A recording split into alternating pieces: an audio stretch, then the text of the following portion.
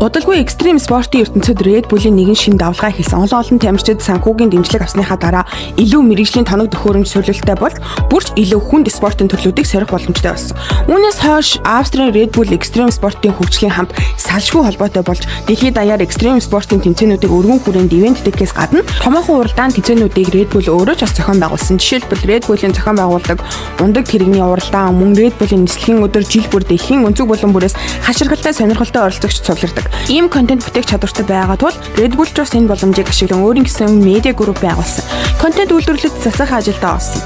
Red Bull Media House 2007 онд байгуулагдсан. Өнөөдөр энэ нь аврах том байгууллага болсон. Үүнд 2 телевизийн суваг, 2 контент үйлдвэрлэлийн компани, 1 хэвлэлийн газар, 1 дуу бичлэгийн студи, 5 сэтгүүл, 6 вебсайт, контент түгээх платформ мөн Redable TV багтдаг. Жил бүр тэд кино, баримтат кино хийж олон сонирхолтой нэвтрүүлэг зохион байгуулдаг. Энэ нь экстрим спортын салбарын Netflix гэхэд болно. Мөн яригддаг нь экстрим спорт болон уралдаантай холбоотой контентын хувьд Red Bull олон мянган зураг бичлэгийн сан бүрдүүлсэн. Онцгой медиа материалуудыг эзэмшдэг. Бүр олон албан ёсны хэвлэл мэдээллийн хэрэгслүүд ч гэсэн Red Bull-ээс зураг, видео материал авах зөвшөөрөл хүсдэг. Түүнчлэн жил бүр Red Bull-ийн контент бүтээгчдийн хуваар 1250 гаруй тэмцээнд арга хэмжээнд оролцдог. Нэгэн цагт хий нэгэн лав маавагаас ингэж асуусан. Танай төсөл арга хэмжээ ийм олон. Тэгвэл та бүхэн зүгээр нэг ундааны брэнд үү эсвэл контент үйлдвэрлэгч компани уу? Манай бизнесийн экстрим спортын тамирчин Лавма инээмсэглэн хариулсан нь энэ бол нэгэн нөгөөгөө үгүйсэх зүйл биш. Австрийн Red Bull эдгээр экстрим спортын уралдаан тэмцээнийг дэмжиж, спортын ертөнцид хөрөнгө оруулалт хийж, эдгээр нийцтэй Red Bull-ийн брендийг улам хүч хэрхүүжүүлдэг.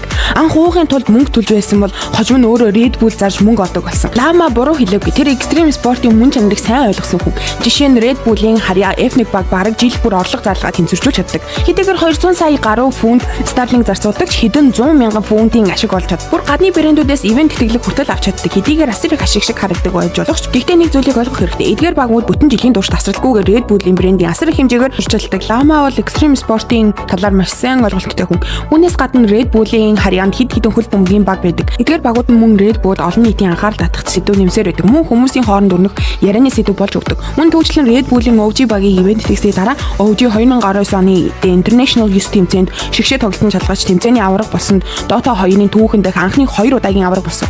Сүүлийн жилүүдэд загвар хөгжим street dance гэх мэт салбарт Red Bull өөрийн нөлөөллөө улам өргөжүүлж байна. Өнөөдрийн Red Bull-ыг зөвхөн энгийн ундааны компани гэж харж болохгүй. Тэр бол спорт, экстрим спортын ертөнцийн нэгтгэсэн загварын кино, телевизийн контент.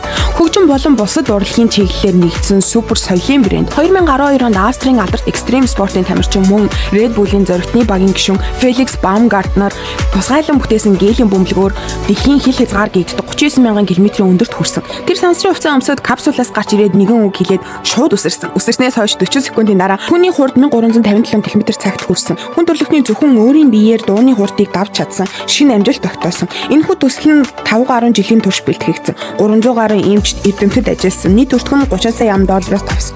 Үнэтэй санагдаж магадгүй. Гэхдээ Red Bull-ийн хувьд энэ бүх зүйл үн цэнтэй байсан. Дэлхийн шинэ рекорд тогтоогч энэхүү үзүүлэлт нь Лондонгийн Олимпийн нээлтийн ёслолоос илүү анхаарал татсан. Тэгвэл үүний утга учир юу вэ? Олон хүний хувьд энэ бол аюултай солиотой тансаг үйлдэл мэт харагдаж магадгүй. Гэхдээ энэ бол экстрим спорт. Нэгэн цагт алдартай уулчин Жорж Маларигээс чи яагаад Эверест рүү авирч байна вэ гэж асуухад тэр учир нь уул тэнд байна гэж хариулсан. Сониуч зан сулах хүсэл, сорилт болон адал явдал хайх сэтгэлгээ хүн төрөлхтний гүн дорших зан аншин юм. Хүн төрөлхтний түүхэн дэх хамгийн том ахиц дэвшилт, үсрэлтүүд ихэнхдээ ямар ч утга учиргүй мэт харагдах. Бүр заримдаа галзуурсан мэт санагдах өчөөхөн очноос эхэлдэг. Өнөөдөр бол Red Bull экстрим спортын болон адал явдлаа илэрхийлэх сэтгэлгээг төлөөлөх соёл болсон. Түүний оршин байх хамгийн том зорилго нь дэлхийн өнцөг булан бүрт оршин буй жижигхэн оч бүхнийг илүү тод гялалзуулж, дөрвөлзүүлж өгөх явдал юм.